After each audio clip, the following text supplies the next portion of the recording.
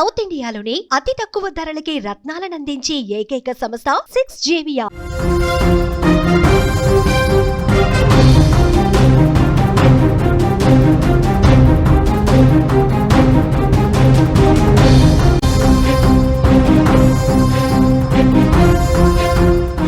అక్షరాస్యత పెరిగి సాంకేతికత అందుబాటులోకి వచ్చిన ఇంకా చేతబడి చెల్లంగి వంటి విషయాలు మనుషుల ప్రాణాలు తీస్తున్నాయి. ఇలాంటి దారుణమైన ఘటన శ్రీకాకుళం జిల్లా పలాస మండలం కేశుపురం గ్రామం సాక్ష్యంగా నిలిచింది.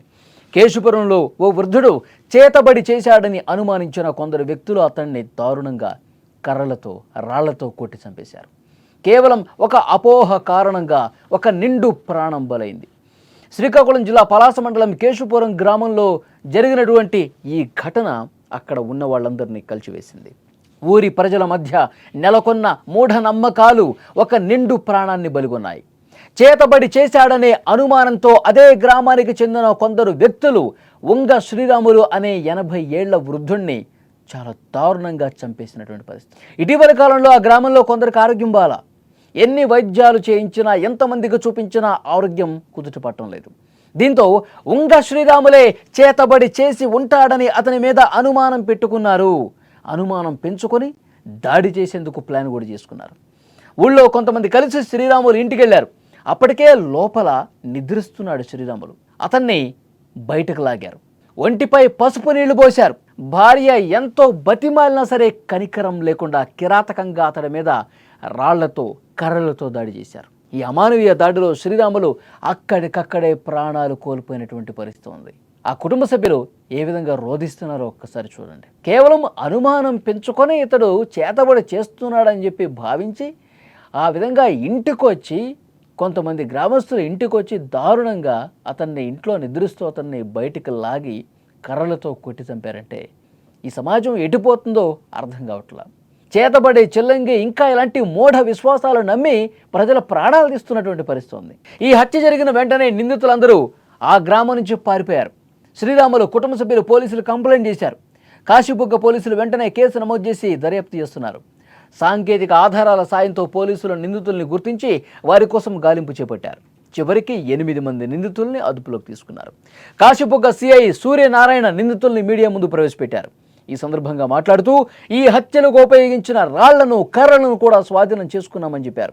ఈ కేసులో సంతబొమ్మాళి మండలం బోరుభద్ర గ్రామానికి చెందిన దాసుడు అనే మరొక వ్యక్తి పరారీలో ఉన్నాడు. అతని కోసం కూడా గాలింపు ముమ్మరం చేశామని పోలీసులు చెప్తా ఉన్నారు. అయితే ఈ ఘటన ఎంత దారుణంగా జరిగింది, మూఢనమ్మకాలు ఏ విధంగా ప్రజల్లో ఇంకా ఉన్నాయన్నది కూడా అర్థమవుతోంది. ఇంకా ఊళ్ళల్లో ఈ మూఢనమ్మకాల పేరుతో ఈ చిల్లంగిలు చేతబడులు చేసి ప్రాణాలు తీసే పరిస్థితి ఉందని చెప్పి ఇంకా గ్రామస్తులు నమ్ముతున్నారంటే సరైన అవగాహన లేకపోవటం వల్ల వాళ్ళకి సరైన విధంగా అవగాహన కల్పించడంలో విఫలమవుతూ ఉన్నారు అధికార యంత్రాంగం కూడా. చాలా సందర్భాల్లో చేతబడి చిల్లంగి వంటి ఇలాంటి విషయాల పట్ల ప్రజల్లో అవగాహన పెంచాల్సిన బాధ్యత అధికారులదే. దాన్ని కల్పించకపోవటంలో ఈ విధంగా దారుణాలు చేస్తూ ఉన్నారు. ఇలాంటి ఘటనలు జరగకుండా ప్రజలంతా అప్రమత్తంగా ఉండాలి. టెక్నాలజీ ఎంత పెరిగినా సమాజం ఎంతగా ముందుకు నడిచినా మూఢనమ్మకాలు మన మధ్య ఇంకా ఉన్నాయి. అమాయకుల ప్రాణాలు గాల్లో కలిసిపోతున్నాయి. దానికి ఈరోజు జరిగిన ఘటనే ఒక ఉదాహరణగా కనిపిస్తోంది, ఒక సాక్ష్యంగా కనిపిస్తోంది. మూఢనమ్మకాలను అంతా చేయటం కేవలం ప్రభుత్వాల బాధ్యత మాత్రమే కాదు. మూఢనమ్మకాల్ని అవి లేకుండా చేయటం, వాటిని అంతం చేయటం ప్రభుత్వాలు మాత్రమే కాదు, అధికారులు మాత్రమే కాదు, ప్రతి ఒక్కరి బాధ్యత కూడా. మనం చైతన్యవంతులమైతేనే, మనం వాటి పట్ల అవగాహన పెంచుకుంటేనే చేతబడుల వల్ల ఏమి కాదు, మంత్రాలతో చింతకాయలు రాలుతాయి అని ఎవ్వరూ కూడా నమ్మే పరిస్థితి రాకూడదు. వాటి వల్ల ఏమీ కాదని చెప్పి ప్రజలు తెలుసుకోవాలి. ముందు చైతన్యవంతులైతేనే ఇలాంటివి అడ్డుకట్ట పడతాయి. ఎంత దారుణం చూడండి. పాపం 80 ఏళ్ల వృద్ధుడు ఏం చేస్తాడండి? చేతబడులు చేసి ఊళ్ళో ఉన్నటువంటి మనుషుల ఆరోగ్యాలు పాడవటానికి అతను కారణమంట. ఎంత దారుణం! వాళ్ళ ఒక పిచ్చి అనుమానంతో, ఒక మూఢనమ్మకంతో మైండ్లో ఆ అనుమానం ప్రబలి దాన్ని అదే ఆలోచనలో ఉన్నారు వాళ్ళు. ఇతను ఏదో చేస్తున్నాడు కాబట్టి గ్రామస్తులు ఈ విధంగా అయిపోతున్నారు, వీళ్ళకి రోగాలు తగ్గట్లేదు, ఇంకా మంచాన్ని పడతా ఉన్నారు. దానికి అతనే కారణం, అతను చేతబడి. ఇలా ఉంటుంది అసలు ఎక్కడైనా? ఎవడో ఏదో చేతబడి చేసి మంత్రాలు చేస్తే ఆరోగ్యాలు పోతాయా? కనీసం ఇంకా ఇంకా చాలా చోట్ల అండి శ్రీకాకుళంలోనే కాదు, మారుమూల పల్లెల్లో ఇంకా చేతబడులు, ఆ అనుమానాలు వాళ్ళ మైండ్స్లో ఇంకా తిష్టవేసాయి అవే. కాబట్టి వాటి నుంచి బయటికి రావాల్సిన అవసరం ఉంది. అధికారులు, ప్రభుత్వం కూడా వీటి మీద అవగాహన పెంచాలి.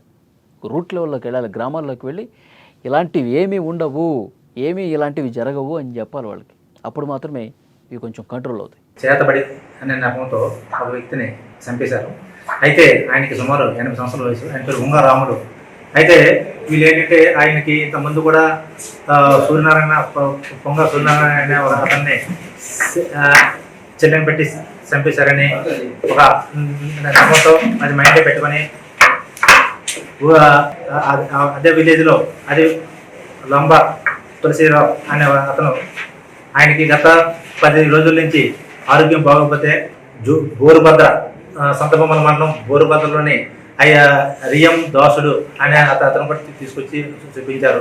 అయితే చూపించాక ఏం జరిగిందంటే వీళ్ళు ఈ యొక్క ఉంగరాముల మీద కక్ష పెట్టుకొని గత 10 సంవత్సరాల నుంచి ఈయన అందరికీ సెల్లింగ్ పెట్టి చంపేస్తున్నాడు, జ్వరాలు వస్తున్నాయి, పోతున్నాయి, కొంతమంది ఆరోగ్యం బాగుండడానికి చదువుతున్నారు అనే నెపంతో మనసులో పెట్టుకొని మొన్న 2 రాత్రి 10:30 గంటలకి వెళ్ళి ఈ తులసిరావు, రాజ్ కుమార్ అనే మొత్తం 8 మెంబర్స్ వెళ్ళారు. ఇంటికి వెళ్ళి అతనికి లోపల పడుకున్నాడు. 2 ముసలి భార్య అమ్మనమ్మ, అలాగే డిసీజ్డ్ అయిన ఉంగరాములు కింద పడుకుంటే ఆ మధ్య పడుకుంటే ఆడవాళ్ళు ఇప్పుడున్న ఆడవాళ్ళు 6 మంది వెళ్ళి ఆయనకి పసుపు నీళ్ళు జల్లి వేసి 2 బకెట్స్తో పసుపు నీళ్ళు పోసి అతన్ని లేపి ఇంట్లో నుంచి బయటికి తీసుకొచ్చి అమ్మ భార్య ఎంత పెద్దగా రిక్వెస్ట్ చేసినా విడిచిపెట్టకుండా తీసుకొచ్చి ఇంటి ముందే మీరు ఇప్పుడు చూపించిన రాళ్ళతో కొట్టి, కర్రలతో కొట్టి, కొన్ని చిన్న రాళ్ళు ఉన్నాయి కొట్టి చంపేశారు. కొట్టేస్తారు కనపడను.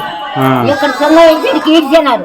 2 ఆడోళ్ళు వాళ్ళు మగోళ్ళు ఈడ్చేసి కొట్టేస్తారు కనపడను.